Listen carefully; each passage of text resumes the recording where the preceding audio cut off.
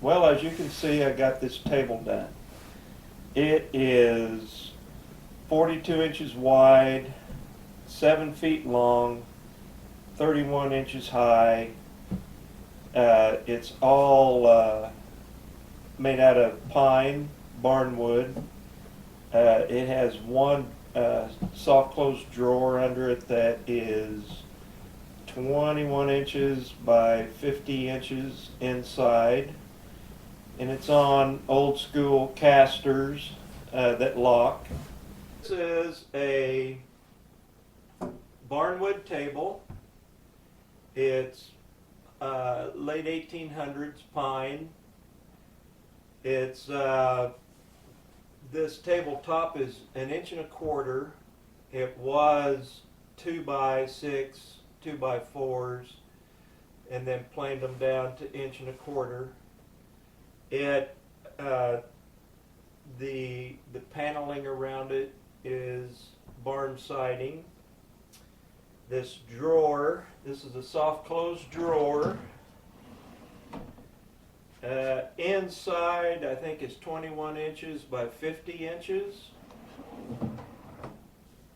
And it's got old school casters on it that lock. This is so heavy that it'd be hard to move it, so you can easily roll it, clean, whatever you need to do.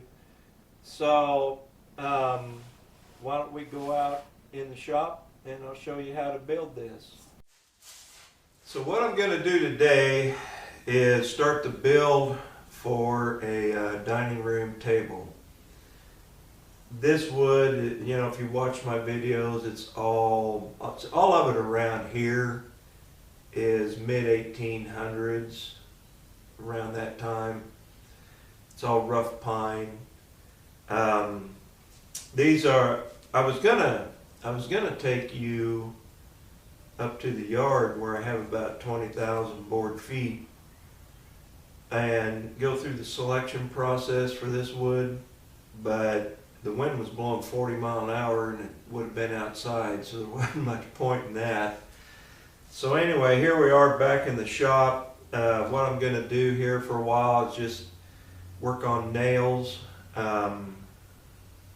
These are going to be the legs on the table. These were the knee braces out of the barn took down.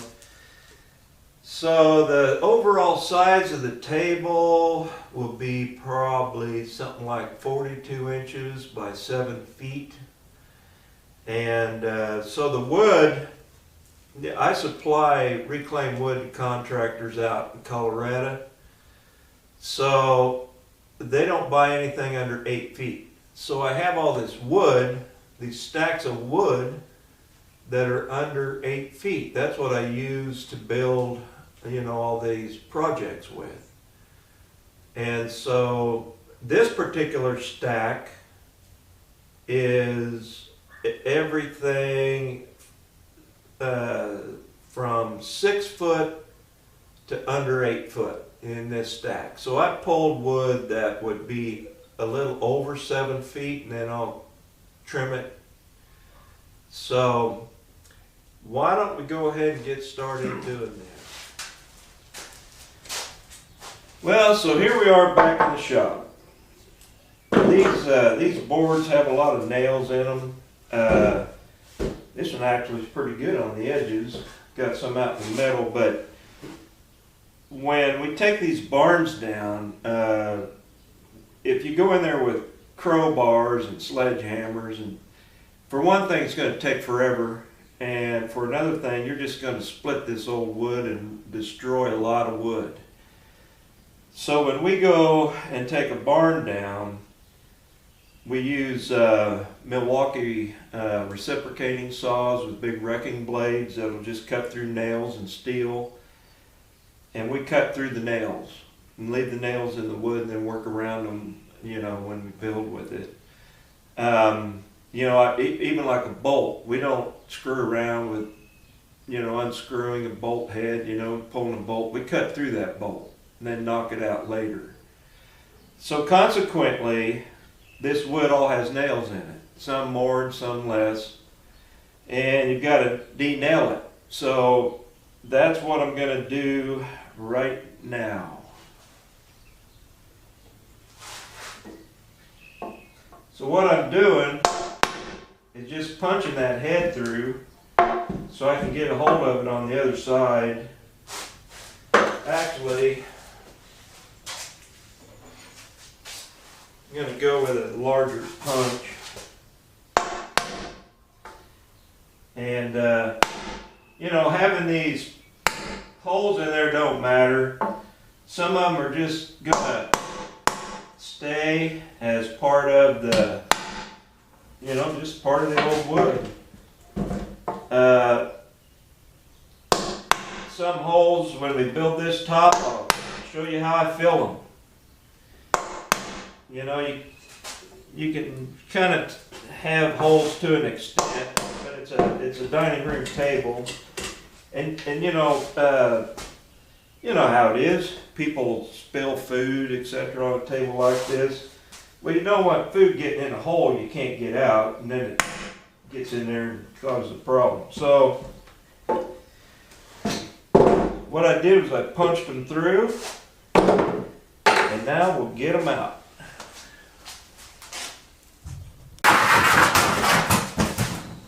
I've got a lot of different pry bars.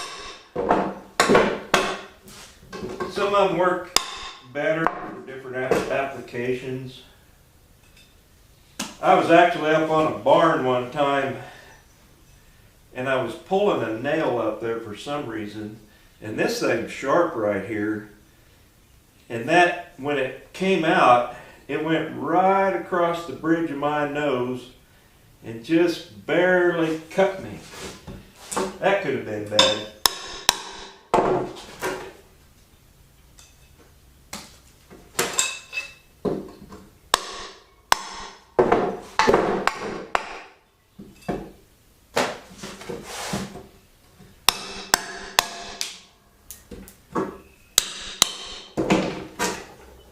Now that head broke.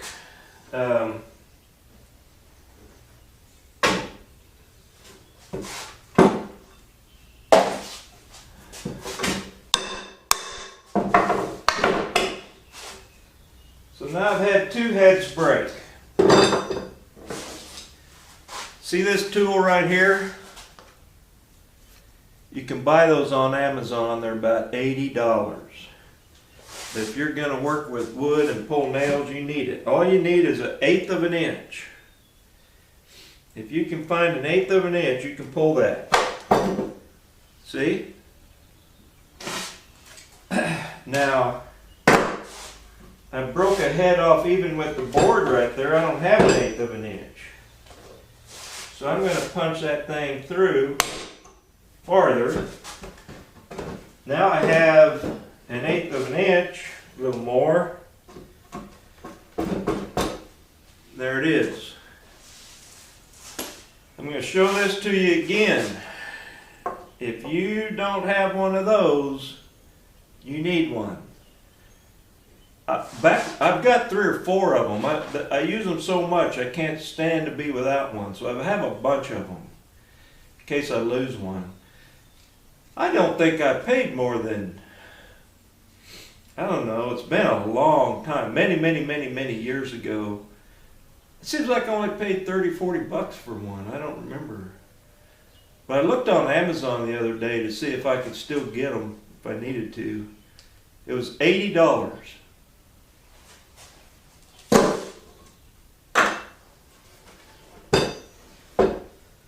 Okay. Moving right along.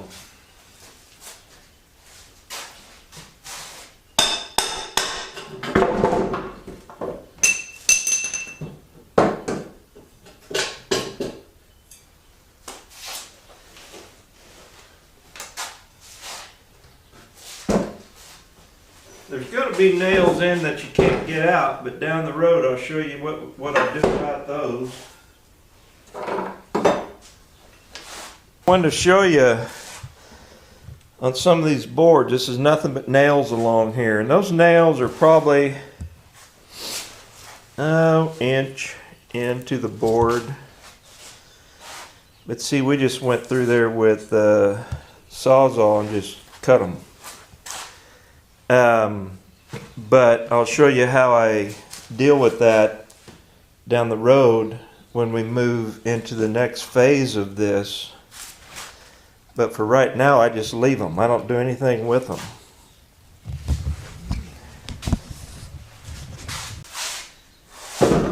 I always pull more wood than I need. Working with reclaimed wood, there's always so much waste.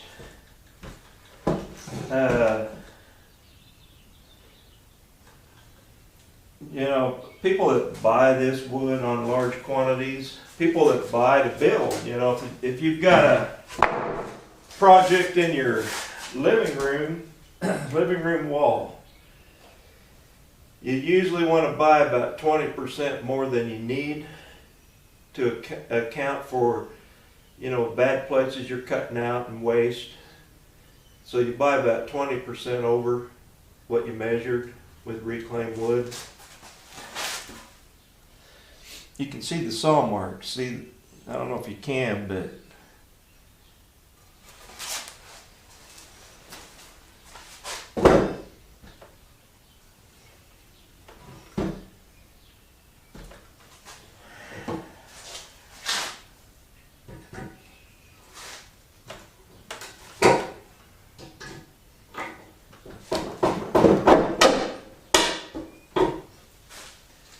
you don't have one, you need to get one.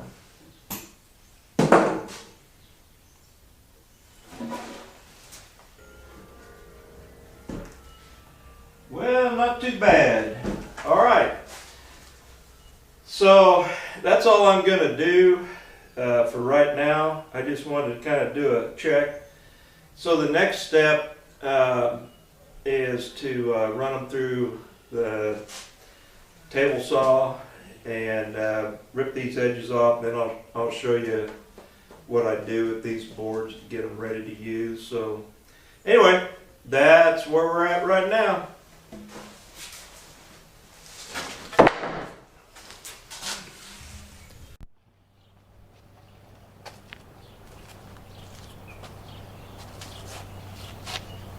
So now that I've ripped this edge off of each side, the ends have been cut and they're about 1 inch long. I'll trim them.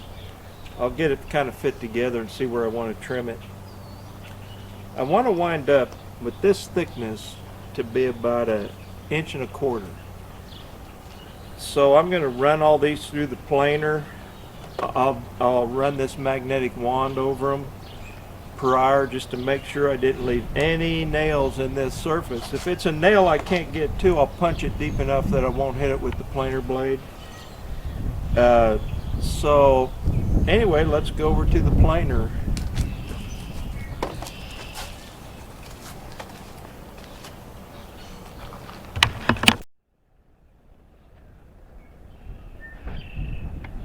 So continuing right along, I'm just running this tabletop through this planer, and I want to get that wood 1.25 inches thick. I mean, if it's 1.5 inches, it doesn't matter. But I want 1.25 inches on this tabletop. So I've ripped it through the table saw, ripped the edges off, cut the ends off on this chop saw. Now I'm running it through the planer, and then once I get all that done, the next step is to start fitting the boards together and you know that part of it. So continuing right along, let's keep running this stuff through this planer.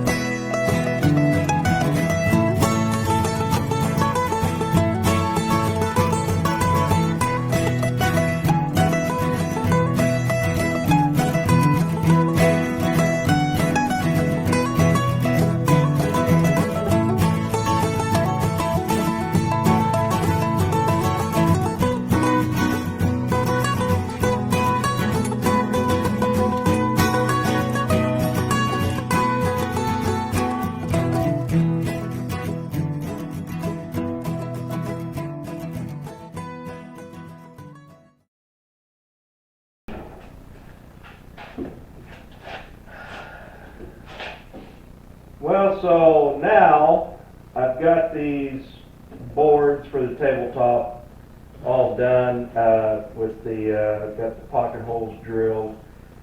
So for 1.25 inch width of board, it takes a 2-inch screw, and so 256 holes later, I'm done. But this old wood, it's kind of warped, maybe not quite flat, and when you go to put clamps on it and tighten it up to tighten up your seams, it can cause it to kind of roll on the edges. So I put these boards on there that'll just keep this perfectly straight. So what I'm going to do is half at a time. I'll do this half, the other half, then I'll put the two together. So let's get started doing that.